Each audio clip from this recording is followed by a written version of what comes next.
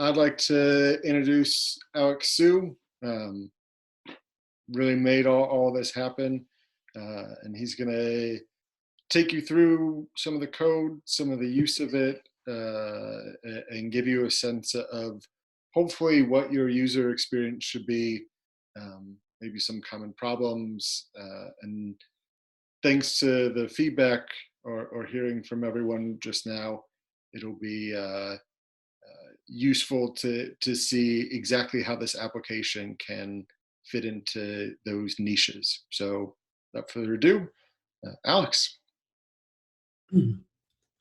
Hi everyone. Can you hear me? Yes.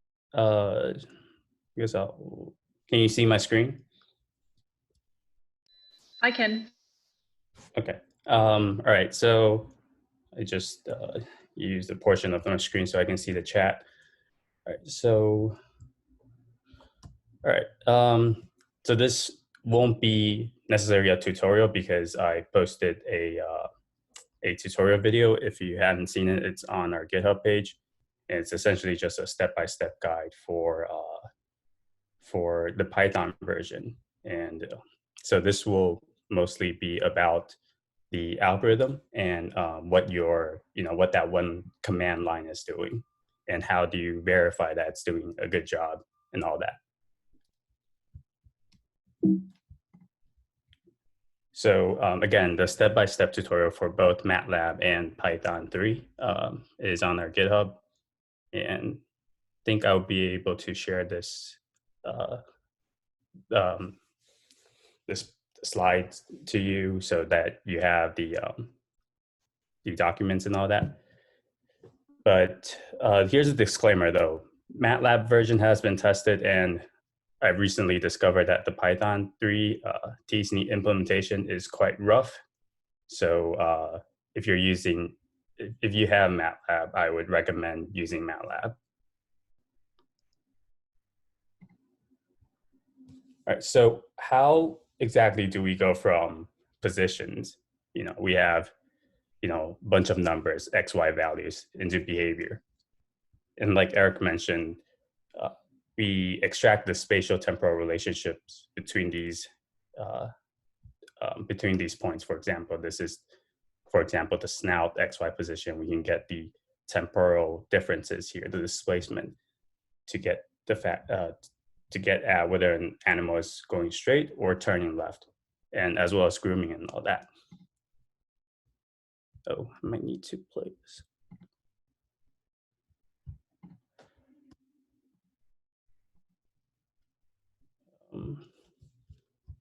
Yeah. 1 second.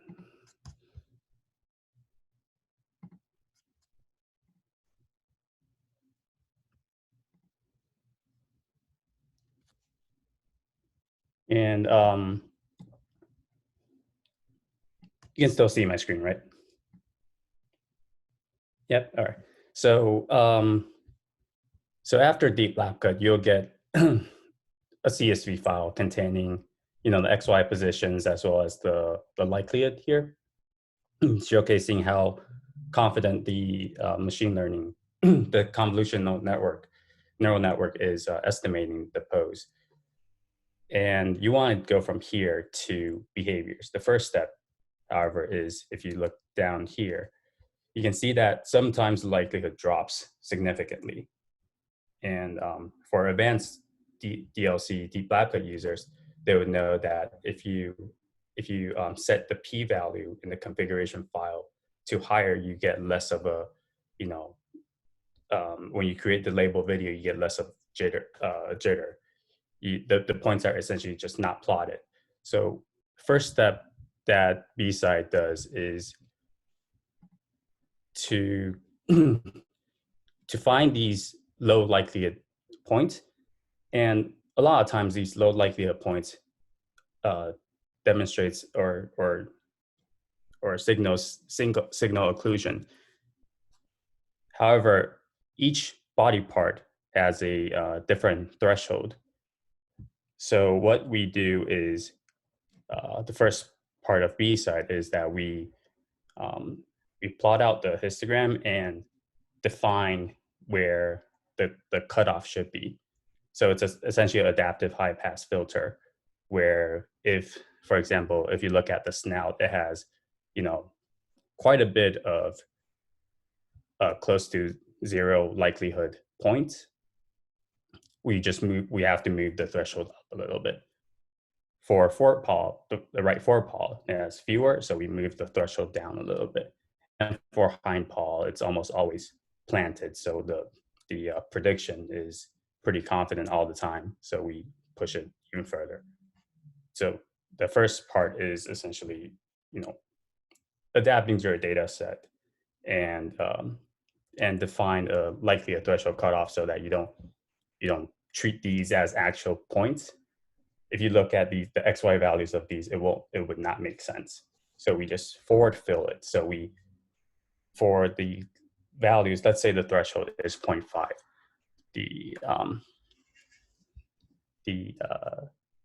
We will forward fill. We assume that the signal is gone by replacing it with the previous most likeliest value, so that when we take the time difference, it's essentially 0. And with 0, we can set that as an artificial marker for signal occlusion. So that's sort of the gist of how we were able to get 3D behaviors from a 2D camera. Because whenever the animal is elevating away from you, the signal is likely gone. And the code to do this is, for Matlab, it's essentially the first block of the for loop.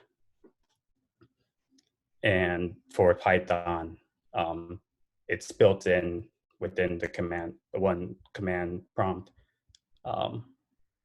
It's the likelihood processing step. Any question for this part?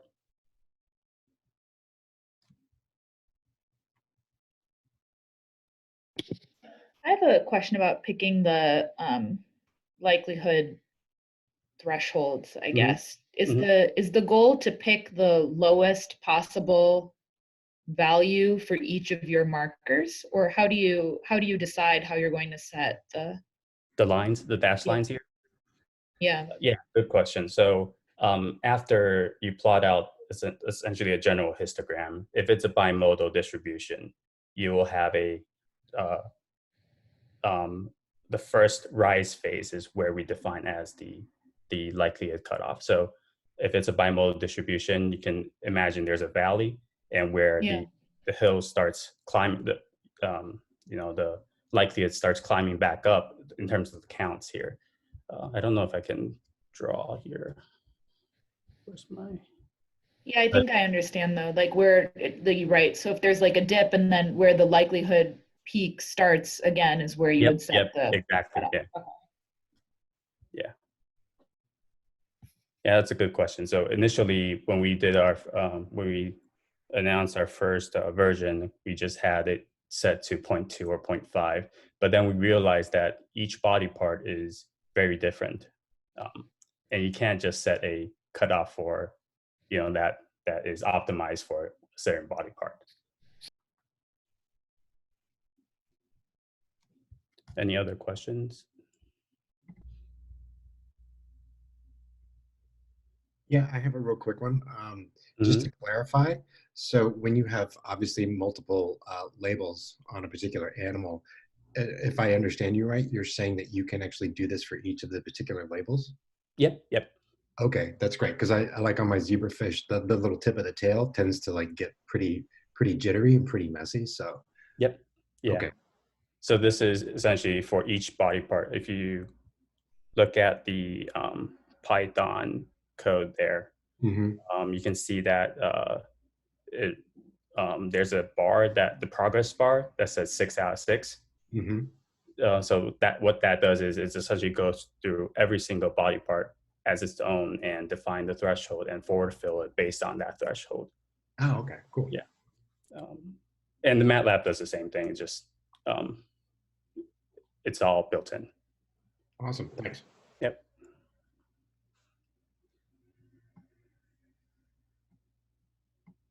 I can draw now. Okay. All right. If there's no question, I'll move on to the second step of B-SOiD.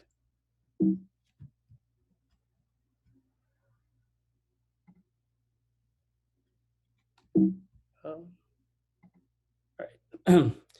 So like Eric mentioned, we extracted features. We extracted a bunch of features, but then when we ran hierarchical clustering analysis, we realized that most of the features are dependent on each other, and we don't want to feed too many covariant features into this sort of unsupervised machine learning part, because what would happen is it will add weight to a certain feature that's, for example, if you included a lot of lengths and only have one angle feature in it, it's going to outweigh the lengths over the angle. So we filtered out the covariant features and selected 7 of them.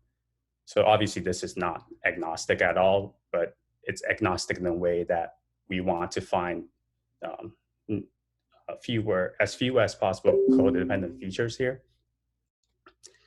So with the 7 features, and the 7 features is going to be mentioned later on, we have to compress it down into 3 dimensions to do unsupervised clustering or unsupervised grouping.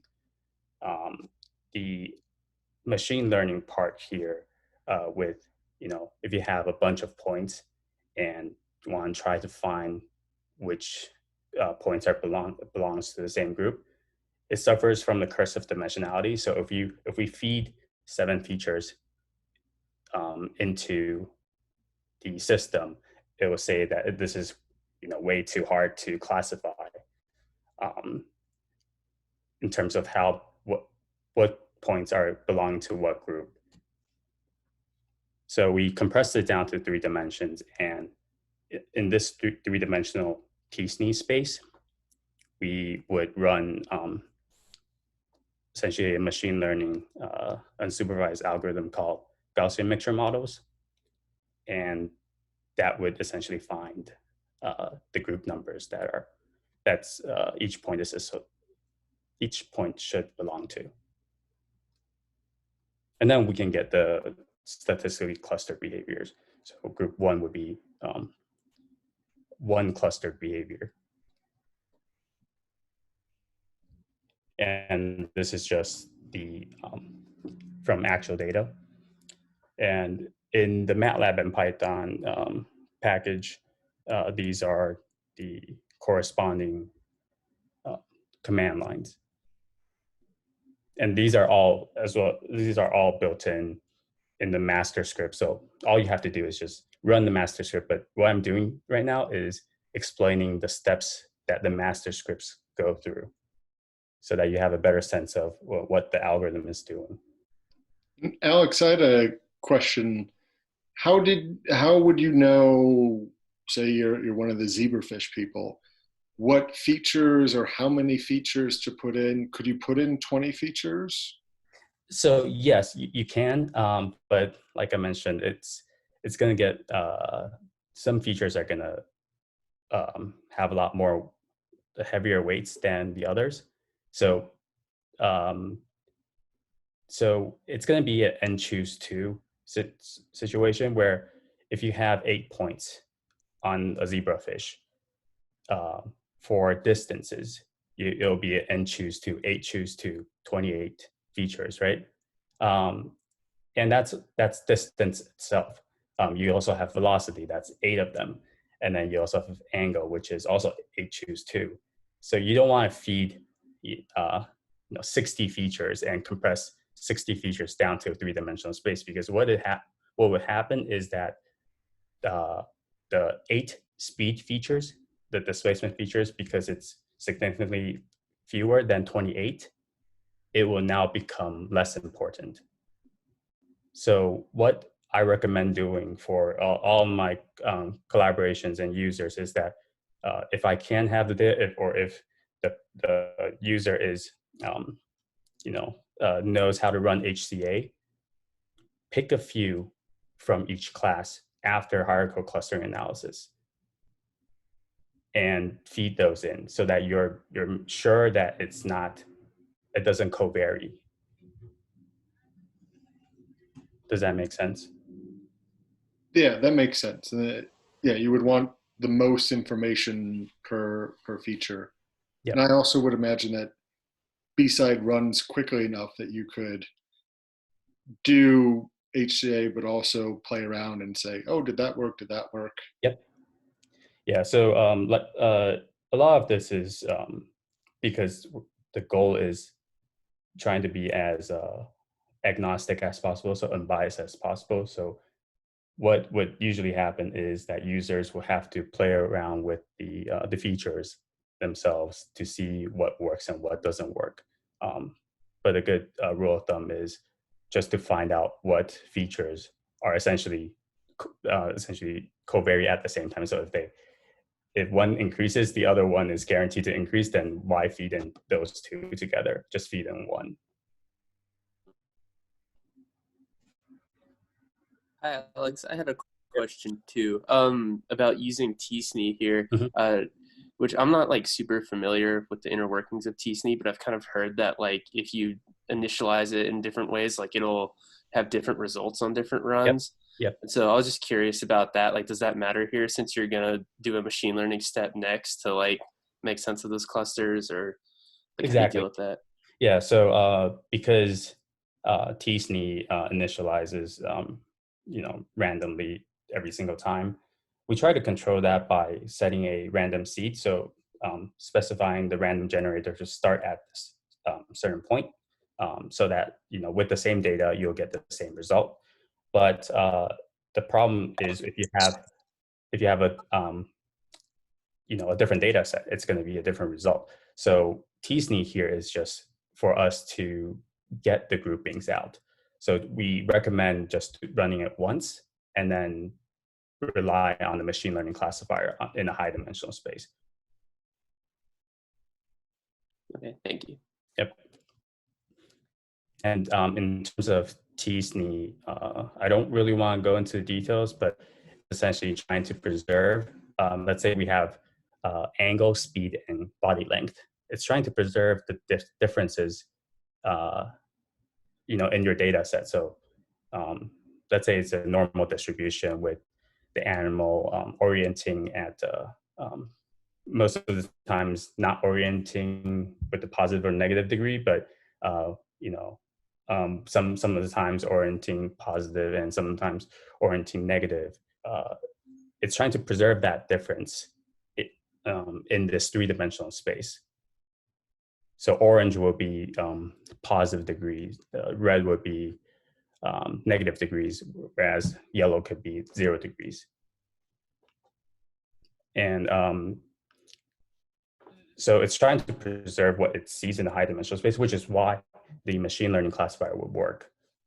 And any other questions regarding this sort of dimensionality reduction or why, just any general question? All right, I take that as a no. So what you could do after tsne gives you the groupings is you can verify them by generating short videos of these groups. For example, if with the example data set that I show, and I'll do a quick run through towards the end of the talk, but see the time here. But you can generate short videos, snippets of these behaviors. So group 10 looks like it's I would say it's probably a face groom, not a head groom. Whereas group 8 is definitely a rear against the wall. And this is one sort of validation method that you can look at. The other type of validation method is to plot out the feature histograms. So on the left, we have inter-4-pod distance, one of the features that we fed in. And you can see that most of them look unimodal here. And that's good because that's with, I'm not going to go into details of how t-SNE and GMM works, but it should be normally distributed in terms of the high dimensional space. And if you remember, group 10 was grooming. You can validate that because that was just one snippet, right? One example video. You can validate that by looking at the inter-4-pod distance for group 10, as well as the, oops, sorry. Can't see my cursor. As well as the snout displacement. That says snout displacement, right? Yeah. You can see that it makes sense that the inter-4-pod distance could vary from 0 degrees to, 0 pixels to 20-something pixels, because the hands are, the 2 4-pods are constantly moving. Whereas for rearing, it's mostly going to stay, reared up. So the distances between the 2 4-pods not going to look so widespread in terms of pixels. And for both of them, the snout displacement is close to 0.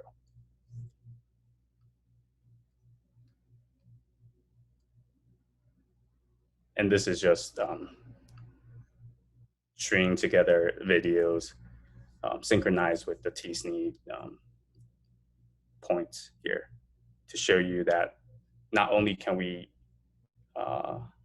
use it on our data set, we could also use it on the Matlab's data set. So they also study OCD, and this animal is obsessively grooming, and you can see that it's picking up grooming quite well. Any questions?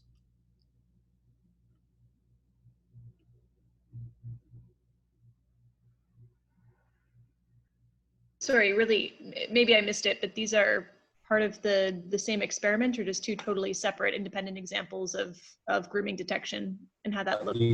Yeah, these are totally separate experiments. So what B-SOiD does is, what we did here is we fed in the CSV files for our experiment, and it showed us the top half of this the slide. And then we also fed in a separate run, we fed in the CSV files from this OCD animal, and it was able to do a similar thing. So even given that it's a different zoom and that it's tethered, we're just trying to show that it can actually generalize to whatever animal, whatever camera angle, or not camera angle, but whatever zoom you have. Okay, thank you. And you can see that there are some inconsistencies here with the grooming animal, the OCD animal here. You can see that there are a couple of blue circles around the groom cluster, and that's because we didn't have enough data from the Matlab. It's only like 10 to 15 minutes of one animal, and that wasn't sufficient to tease out the cluster noise. And with the machine learning classifier, it will be able to do that more sufficiently. Even if you have an insufficient amount of data, machine learning classifier can, the SVM is especially good at inferencing. It uses a few data points to sort of get at the general concept of what that class represent. And so it will be able to tease out the noise a little bit better.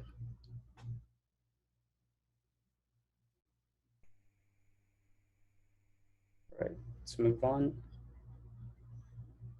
So what that would look like in terms of the output when you run this. On the left, you have in your MATLAB workspace, you'll see tsne_feats, that would give you the 3-dimensional tsne features. That doesn't really necessarily mean anything to you or to any of us because we're just using it once to sort of group them. But then we have the labels here, and you can feed in multiple animals at once, and it will tell you all the different sessions, labels from the different sessions and all that. And on the right here, you see you're seeing the Python outputs. So it will generate a CSV file that would tell you the same thing, the tsne dimensions, as well as the GMM assignment number, so the group number.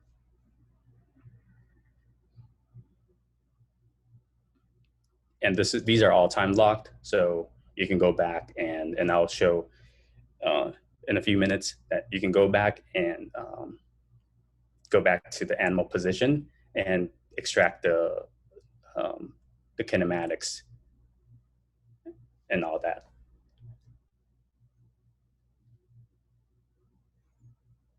So the clustering isn't great, and it's pretty stochastic. So we want to make sure that we have something that's more robust and more consistent. So we train a machine learning classifier to predict future new data, or even on the original data set that you use to cluster, just to clear away some noise. And Eric showed this, so I'm not going to show again. You essentially define the start a little bit earlier for the transitions, and that is especially important if you're thinking of analyzing kinematics. You don't want to lose too much information. You don't want to lose the start for neural alignment and all that.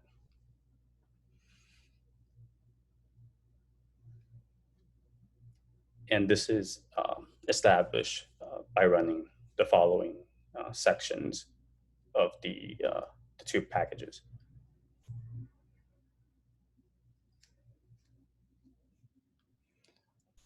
So the machine learning part, you can validate that by running cross validations on the model performance. So we would train it on 80% of the data, and we test it on 20% that's left out for the training, and predict on the 20% to see if it matches the true label. On the left, you see the Matlab output. It will generate a plot that tells you for the 10 different iterations, the red dots there, what are the classifier accuracies. And on the right, in the Python version, in addition to outputting the model performance, it also will output a confusion matrix. So that would essentially tell you true positive, false positive in the rows, the columns, and just to show you, what is confusing, what group label is being confused with what group label, and so on. I'm in the process of implementing this in MATLAB as well, just so because like I said, I trust MATLAB performance a lot more than the one in Python. So I would also like to have this in the MATLAB package. Any question on how I am able to validate this, and if this is even a valid use of machine learning? Like, any general question? Oh, what's the problem with Python? So the person who, the person who developed tsne, Lawrence, he implemented his code in MATLAB, and there have been a lot of different groups, different open source groups, scikit-learn, OpenTsne, different groups of people trying to implement his algorithm, but the results are very different given data set. So I don't really know what what the difference is there is. I'd like to have the exact same computation that's happening in Matlab and Python, but I haven't been playing with Python for that long to be able to dig it out. But when I looked at his personal GitHub page, he did mention that he has a Python code available, but the tweakable parameters are not as extensive as the one in Matlab. So I can't really tweak a lot of things there. So that's the short answer to that.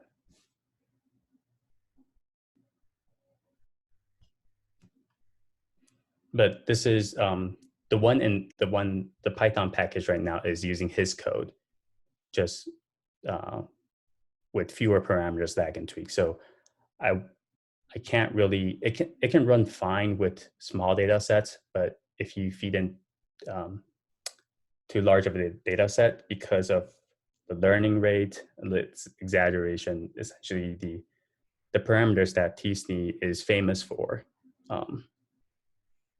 can be tweaked. So the larger data set, the poorer the performance for my algorithm.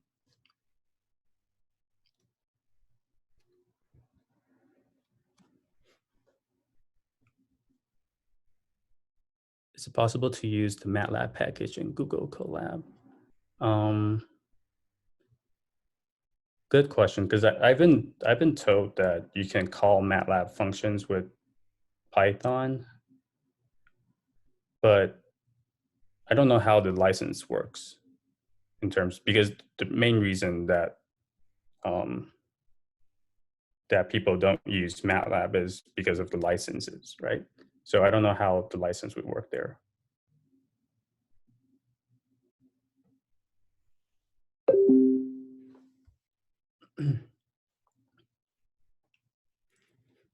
Yeah, so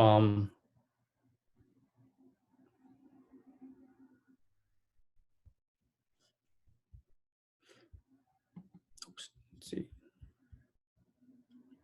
I'm trying to find my cursor again.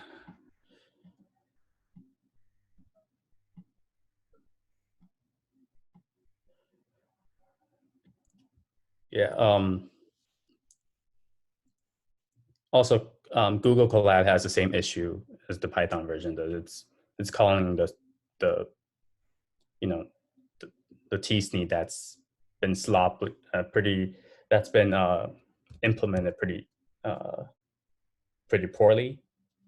So I wouldn't really trust the Python version for now. But I'm still working on trying to figure out what the issue is. So far, it's able to parse out the behaviors. It's just there's a lot of noise, and you can see from the confusion matrix.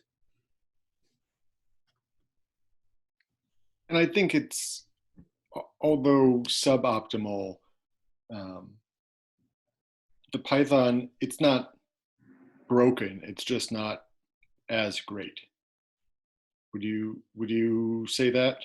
Yeah. So I know you're very cautious about only making it as fantastic as possible, but it still works. Yes, so it still works in terms of getting the, if you look at the feature distribution, it still makes sense, but it just has a lot of jitters in the tsne groupings. So it doesn't, because I can't tweak the exaggeration. So that's essentially the gain of how far the group should be. It's like a gain control for how far the points should be in the space. I can't increase that, so the points in the space are going to be closer together than I like to, and that's why there'd be a few points, especially the transitions, that would be labeled as other groups, etc. You can obviously smooth it and post-process it, but what I'm saying is that Matlab is like for MATLAB, you don't really need to do that, but for Python, you might need to do some post-processing.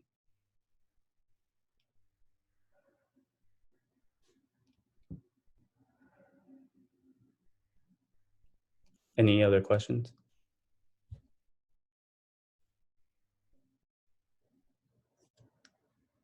And yeah, it's not broken. If you look at the diagonal line, it's still pretty good. I'd say very good, but yeah.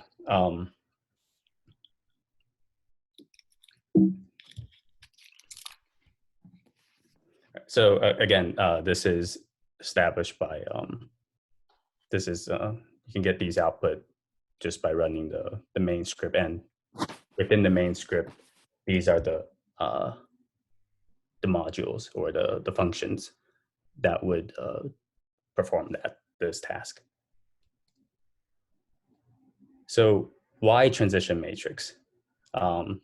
It's essentially a Markov decision process where you only look at the previous frame and you want to know what the next frame would be. And this is very important in terms of like reinforcement learning or a lot of different, the psychophysics of behavior and all that. Our code would generate both of these automatically. So if you go to the analysis script that I just pushed onto GitHub for Matlab, it'll allow you to look at the transition matrix. And the difference here is that the Matlab, the reason why the diagonal is black is because I blocked it out because it's always going to be high in terms of consistently being in that same behavior. Whereas in Python, it's not blacked out, but the reason why I want to show this is that there's a lot of jitter in the behaviors, and that's why, and you can see that with the transition probabilities here.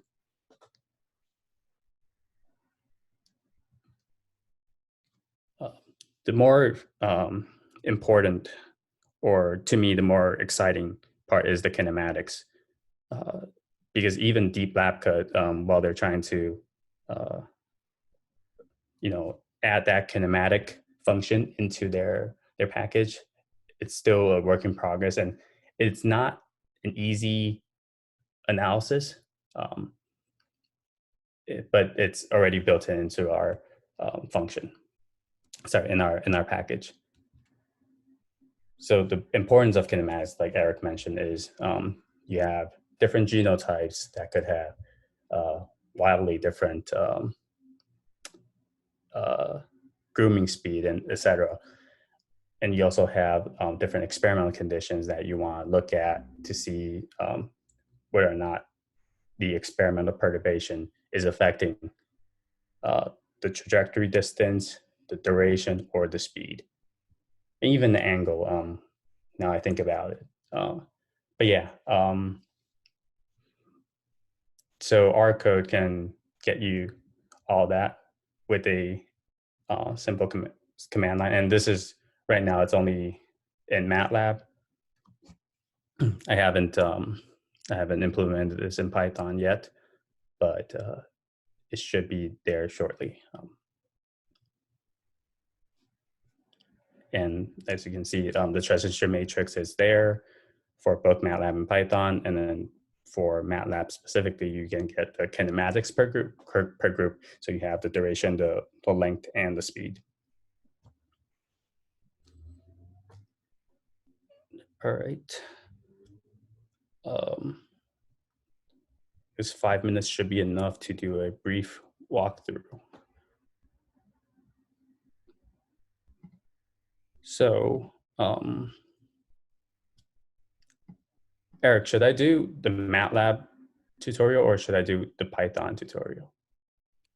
I'd say both, or why don't we ask the users? I'd opt for Matlab, but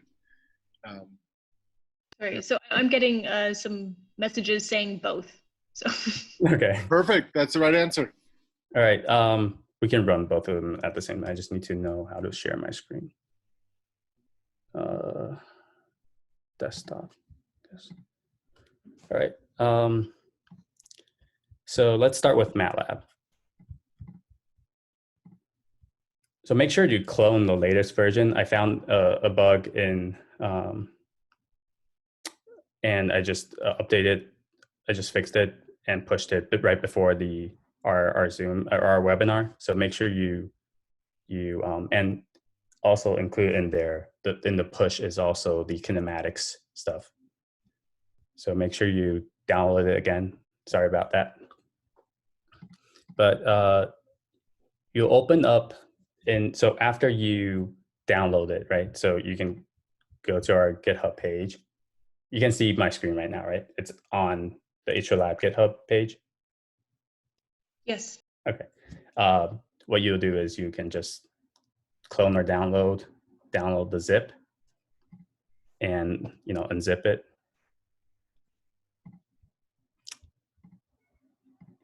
And wherever you unzip it, go into the folder and right click. Let me just remove from path. Right click, add to path. Select folders and subfolders, so all the functions are called, not can be called. And open up. So in this folder, there will be a B-SOiD master version 1.2. Open that up and just click run. So before you click run, and it's on the tutorial, the step-by-step guide on our GitHub page, you want to specify your frame rate. So my data says 60 frames per second. Comp is a Boolean value, so it can be 1 or 0. 0 means that you want to build individual classifiers for individual CSV files. Depending on what your question is, you might want to do that. But I think for most users, they want to batch process, like what Meaghan and Eric were talking about. You want to batch process all the CSV files and to build one classifier. So that is specified here. So set comp equals 1. And on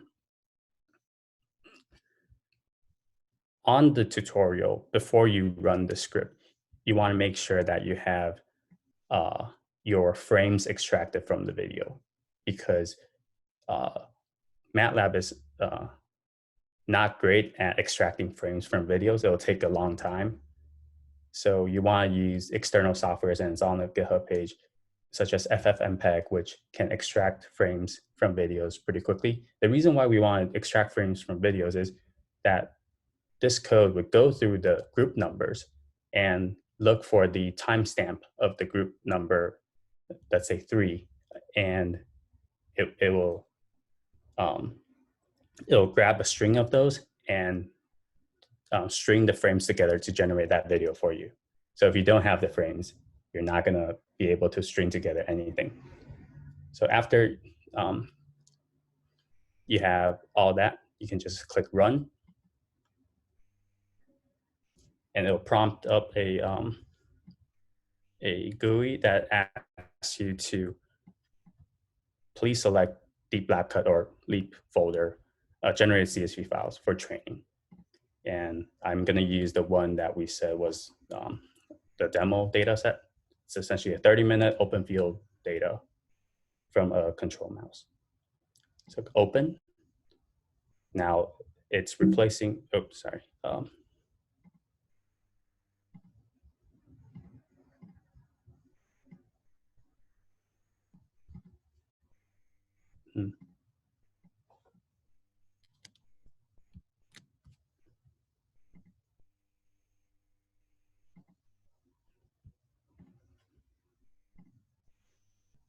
Okay, so I don't know why that wasn't.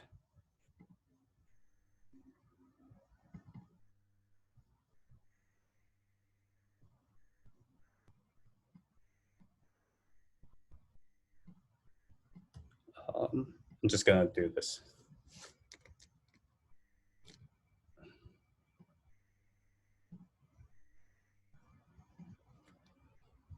So I'm going to run the first part of the code.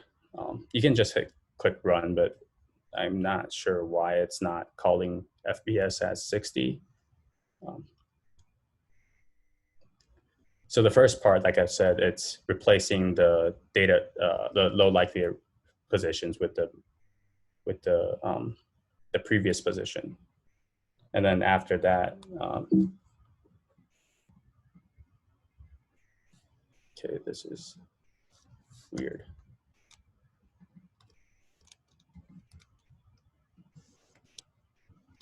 After that, you run tsne on the data. And this shouldn't take long. This should probably take, given the data set size of 30 minutes only, it should only take a couple minutes. And this part, again, is reducing the dimensions, extracting the features, reducing down to 3 dimensions, and run unsupervised grouping.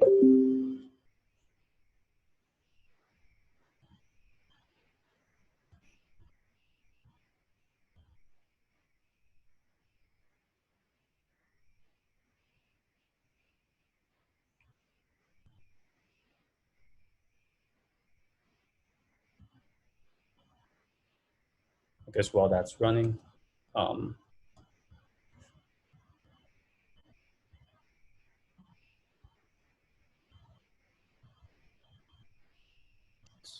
I've got a quick and again, another probably super naive question, but does this, are there any sort of technical considerations for this step? So a lot of us, you know, we are either remoting into lab computers with GPUs or trying to do everything on CodeLab. Is there anything, once we've already done that with DeepLabCut, as long as we're able to have Matlab, is there anything preventing us from using whatever machine we want to? No, it's just, so there's no technical requirement. Obviously, the more RAM you have, the faster it will run, but there's no minimum requirement. Okay, yeah. Thanks. Mm-hmm.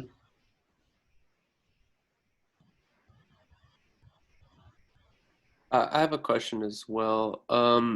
So you're collapsing the 7 features, I guess, based on the sort of demo video you were showing. So for those of us with like other features labeled, such as from the top down view, like where or how do we go about like making sure that it's like dealing with those features, I guess? Okay, yeah, so so in the Python version right now, it would have you specify, I don't know if you've seen the video, but the tutorial video, but it'll have you specify, you know, instead of write for Paul or for Paul 1, you can specify as shoulder 1, and using, you know, shoulder as a replacement for the paws and using hips as replacement for the hind paws. Depends on how many points you have. I do have a couple of versions where the collaborators that uses top-down view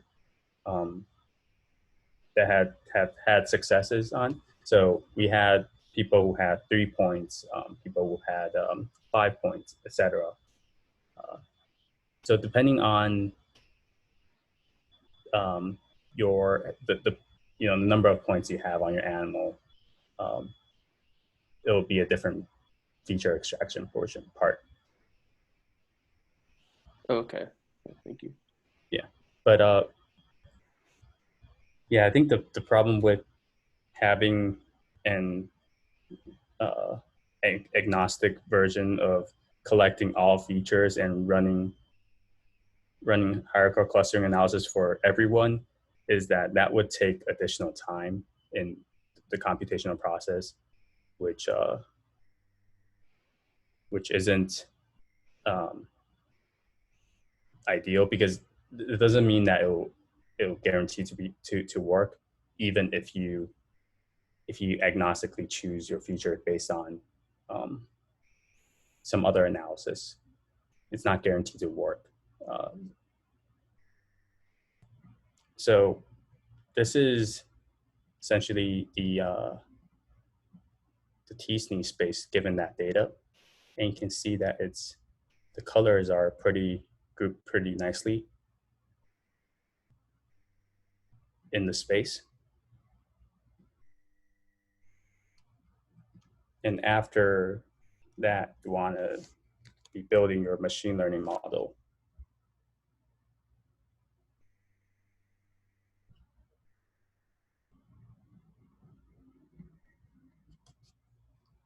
And with that command line, you can now look at how good of a machine learning model this is doing. Like, how's the performance on the untrained data? So I see a question. Does B-SOiD scale well? I have about 270 15-minute videos. Yeah, it does. So I think my data set is more than 1 million for the one we submitted a manuscript on. So as long as it's not that much bigger than 1 million rows, it should be fine. But yeah, the only issue there would be it'll take a long time for tsne to run. Did I answer the question? Can you define long? Some people that's 10 minutes, some people that's 10 hours. Yeah, so depending on your the specs of your computer, it could range from 1 hour to an overnight process.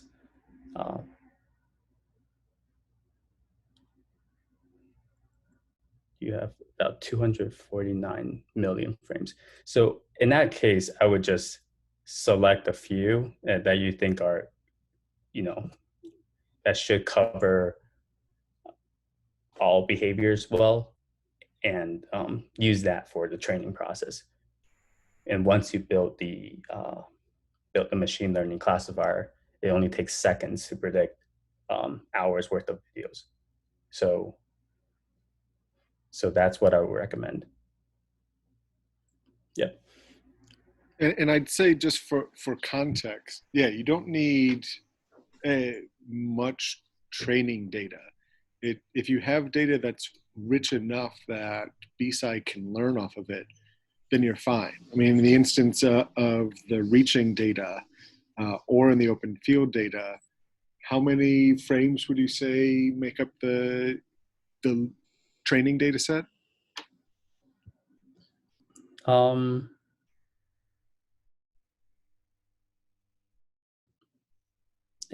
don't really remember off the top of my head, but for example, this one, the one that I'm demoing right now, it's only 18,000?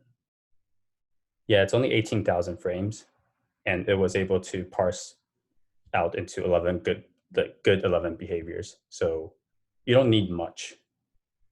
And then once you have the SVM, the ML algorithm, it's very, very quick, and even run it on your laptop. Yep, exactly. And you can run everything on your laptop, just the timing of it. So the prediction, machine learning prediction is much faster than building the cluster. So yeah. And do you have a gauge, sorry to interrupt, but kind of a guideline for what the minimum number of frames should be that you would need to train? So I had a built-in checkpoint that asks for 10,000 frames. Oh, got it. Sorry. Yeah, but no, good question. So if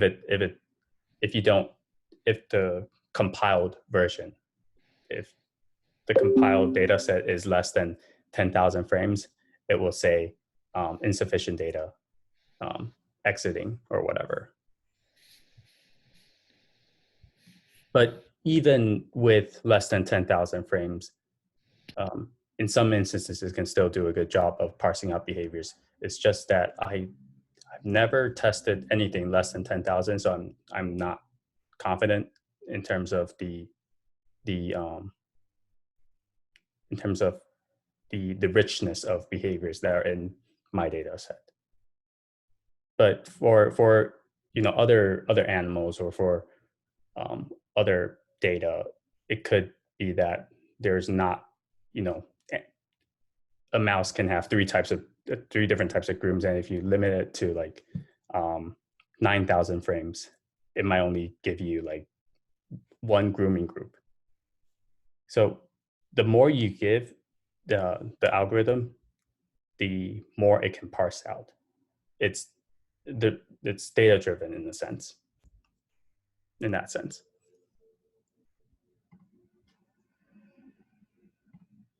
So if the animal jumped only one time in this 60-minute video, it won't group jumping as a group.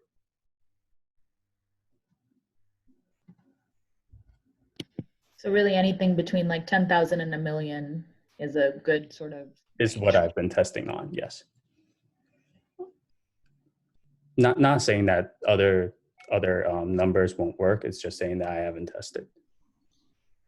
And some of it is how rich is that data set. In the case of the reaching, a lot of the reaches look the same, and the variance there is easy to capture. Whereas something like open field, there's a whole lot going on and a lot of variability within any one class. So that might take a bit more to accurately capture. But still, even 1 million frames, that's a big number, but not terrible to deal with. Okay, now so the last part, well, after you built your machine learning classifier, you can I'll show you how fast this is. Yeah, no problem. I'll just show you how fast this is. Oops, again, to fix this.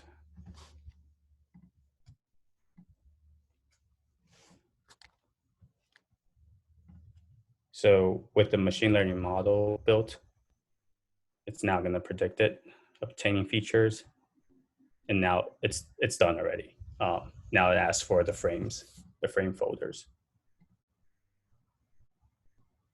I just want to jump in, as some people are doing different things. Alex and someone else from the lab, Shili Wang, will be available in their own Zoom rooms for help with any questions, or if you wanted feedback on what could be optimal in the future, or if you're hitting a snag. In the chat room there's links to each of the 2 rooms that they'll be in. So now it asks me to select the folder that contains the FFmpeg generated frames from your videos.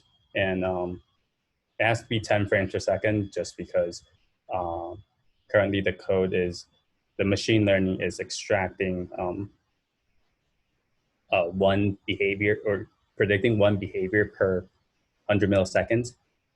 Like Eric mentioned, there are jitters in the DeepLabCut pose estimation. So we will want to integrate over time to make sure that this is a valid behavior. But in the second part, using frame shift prediction, we could get around with using these overlapping windows. But for just a visual check of what these behaviors are, we don't need that. So here is the folder containing all the frames.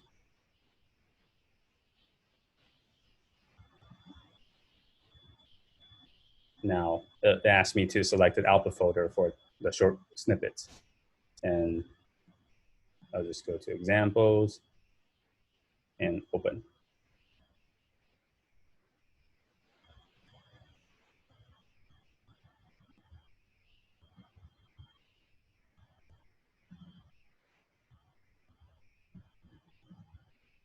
It's done. And with your own data set or with the demo data set, you can play with it.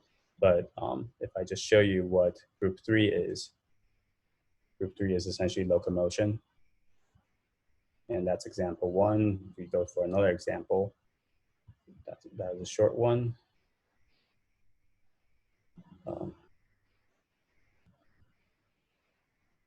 So some of these are relatively short because I said to, there's a minimum that I'm setting to, so it's 5 frames.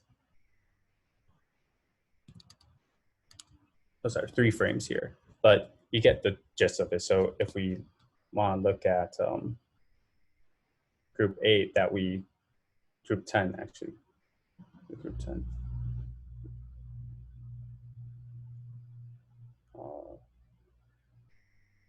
You see that. So these videos are really short because, like I said, I only set it to 3 frames at the minimum. But if I set it to a higher number, you can see more of it. And our last part is the frame shifted part, and I'm not gonna run it. It obviously takes longer than individual predictions. But this is trying to get at, for every single camera frame, if you want a behavior, this will give you that. So that's the Matlab tutorial. I know I'm running over time, but for the Python tutorial, there's a video with that, and you can just follow the steps for that. And we can, if you're interested in using the Python version, in the breakout room, you could also go through that.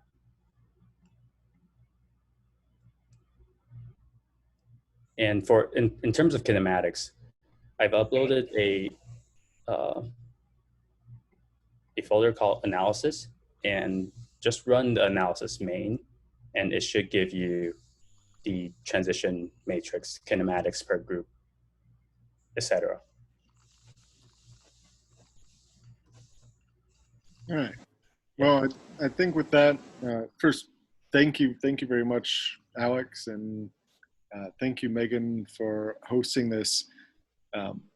I'd say I'd encourage everyone to take a minute and think, start running it. If you have questions or if you have ideas or want advice, Alex and Sheely will be in their rooms, as is in the link. I'm going to stay here.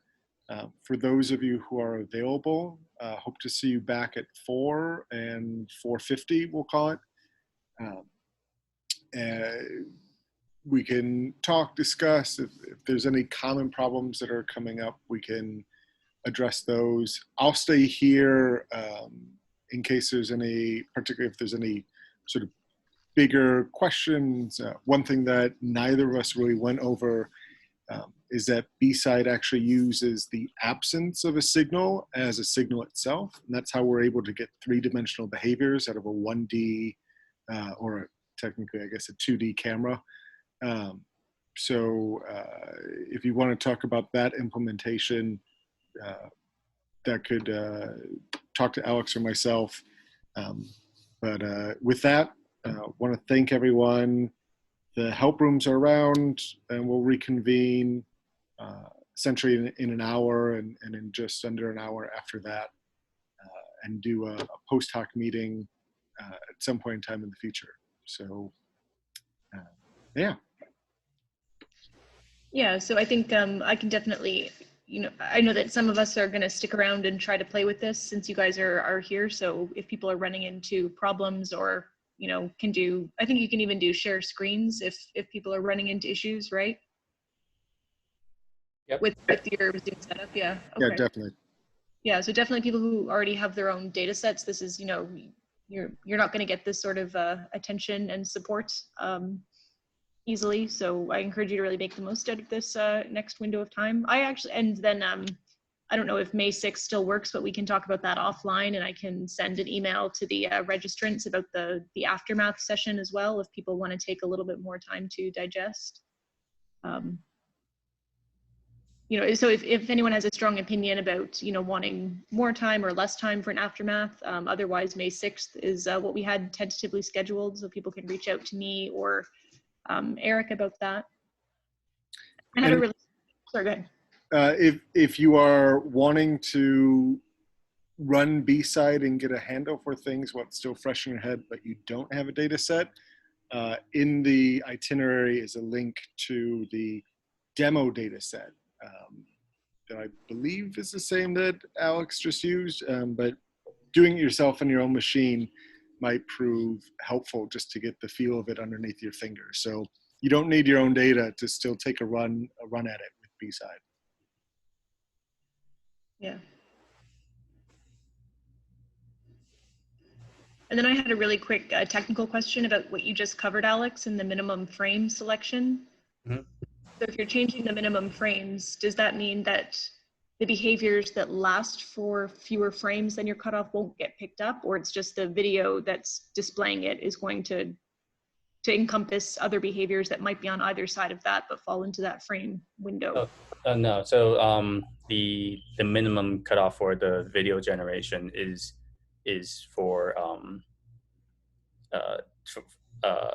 it's like if it's below that threshold, it won't be picked up. It won't be used as a it won't be used to create the videos. So it's not saying that other behaviors will be incorporated in. It would just not create that video. Okay. So it's only the video generation. It has nothing to do with what the algorithm is picking up as the behavior or not. Yep, exactly. Great. Okay, thanks. Yep.